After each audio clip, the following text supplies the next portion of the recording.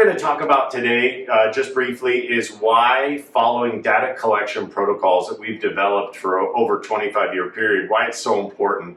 My name's Ervin. I'm one of the founders of AquaLocate, and for 25 years, we've been providing exploration services all over the world. We've helped people decide where to drill their next well or solve their existing well water problems.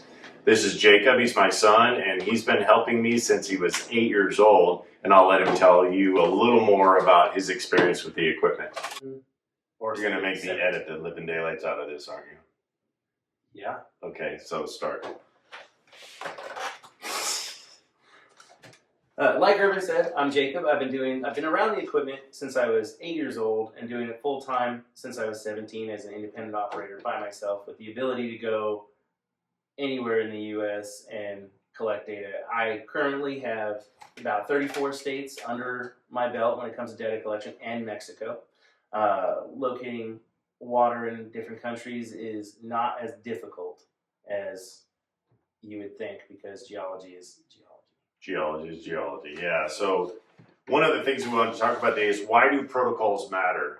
If you don't basically have a foundation to do the data collection, if you don't start at a even playing field, then you don't know when you change things without some reason, you don't know when they affect the data, right? Which is why it's so important that we have conditions agreements that the clients are supposed to read through before they even get anywhere near signing it, because it affects the data quality when it's not paid attention to.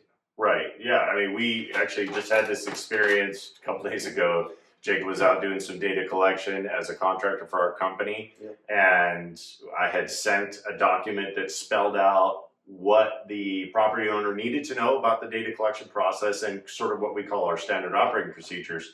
He received it about 2 months ago, and he and I had a number of conversations since then, and then Jacob went out, and were the conditions there? Unfortunately, no, and it happens more than you would think. Yeah. And especially when it comes to farms and farmers, they have work to do, and we totally get that. Sure. But I mean, it's why we spell it out in really plain English. That this is what we need, and when you get there and there's a foot of ripped soil, it's not native at that point. It's not native or virgin, really, because they've completely changed the condition of the ground, which affects what we call, again, standard operating procedures or standard data collection procedures. So an interesting thing, another job that Jacob went and did this week was right up to par. He knew exactly the conditions we needed. He read the document. I know that because he sent me some questions about the document. This is the property owner. And so when Jacob arrived, he was ready to go. He knew where Jacob could do work, where he couldn't do work for one reason or another, and everything went as planned, I guess. It did. And it's not to say that we won't, maneuver around a thing here or there if you need, a little bit of help, or it's just not quite as accessible, say some trees are in the way. I mean, we can skirt around issues like that. Right. But it has to be reasonable. Right. Yeah, and that's the big problem when it comes to not reading before you sign. Right. Yeah, we have years and years of experience. Jacob and I have gone to projects where I've had the operator sign, the property owner sign. He's an attorney. He reads these documents like this all the time. He signed the document, and then we get to this project site, and he says, "Hey, I want you to do it over here." Well, the site that he wanted us to do on could have not been tested with what we call standard operating protocols, no matter what we wanted to do. There's certain things that we've got to do to collect quality data. It's already challenging enough to get good quality data in really good testing conditions. When those conditions aren't present, it makes data collection difficult, if not impossible. And that's not to say that we can't make it work in extreme conditions. We have alternate testing methods for areas that don't have soil. When we can put effort into it, it is difficult, but we have those procedures in place if we're aware before we go out. Right, because it requires more equipment, a significant amount of time, usually about 3 times longer to do the same data collection with alternate testing conditions, but that's why we provide all of our clients with a document that spells it out. Exactly. Now, the cool thing about this and the protocols that we've set up, both standard and non-standard, and almost anybody can learn. If you're physically capable, just generically physically capable, we've trained people as young as 18 or younger. I mean, Jacob started learning way before that. And then we've also trained people in their 50s, and we've done what we can to make the effort behind data collection as simple and as doable as possible for almost anybody. It's true. Right? I mean, yeah, there are pieces of equipment that are heavier, but if you can bend and lift a box that's 30 pounds, you can do everything in this job without extreme effort. Right. Yeah. In fact, not that long ago, I trained a husband and wife to do the data collection, and honestly made the assumption, it was wrong. I made the assumption that it was going to be her husband that handled all the heavy equipment and all the data collection tools. Not true at all. I was completely wrong. He was the helper. She was the doer. She did all of the work. She was more than capable of doing all the work, up to and including swinging the shallow seismic source, or the big hammer that we use. She was able to swing that with very good efficacy. Fortunately, she doesn't need to use that in her area. She primarily uses what we call the deep seismic source, which is a tool that deploys a type of powder like black powder.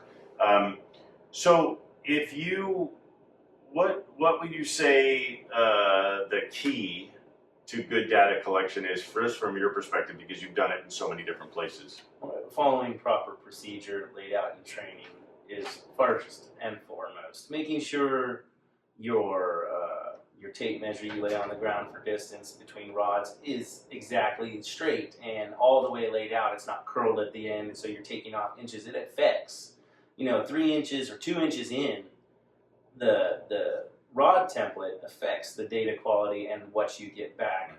Making sure your center is flat as a pancake and level is important, because directional energy is going to deviate from what you get if it's aimed off at a side. And so if you can adhere to the training setup, you should have a flawless time when it comes to data collection. Plus, if an operator is using standard operating procedures and they're having trouble, we discuss alternatives, and they can get a hold of us in almost every instance. So if they're having trouble for some reason, who knows why, especially if they're new, it takes a little time to kind of get the experience that you need. Then we can say, okay, what have you tried? They'll be able to tell us exactly what they tried, because they're following standard operating procedures, and we give them alternatives or remind them about alternative tools or techniques that we've provided them information on. It's just hard to remember everything. But if they're doing it in a way that is completely contrary or substantially different than we've trained, it makes it difficult to troubleshoot that process, because we don't know what they're doing, and it's really important to follow those protocols.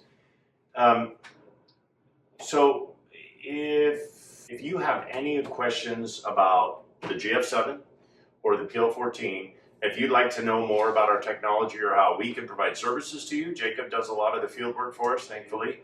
I've got the t-shirt. Jacob's taken the mantle for that on, primarily for our company. There are independent operators all over the world. We have dozens and dozens around the world. But if you'd like to know more about our company, you can, of course, call us at 800-251-2920.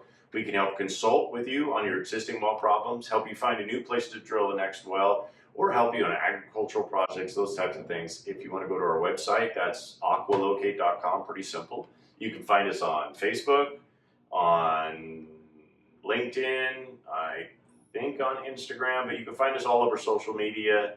And of course, you could message us here. Don't forget to like and share this video. We'd love to talk to you about the equipment, the process, and how we can help you. Take care. See you later.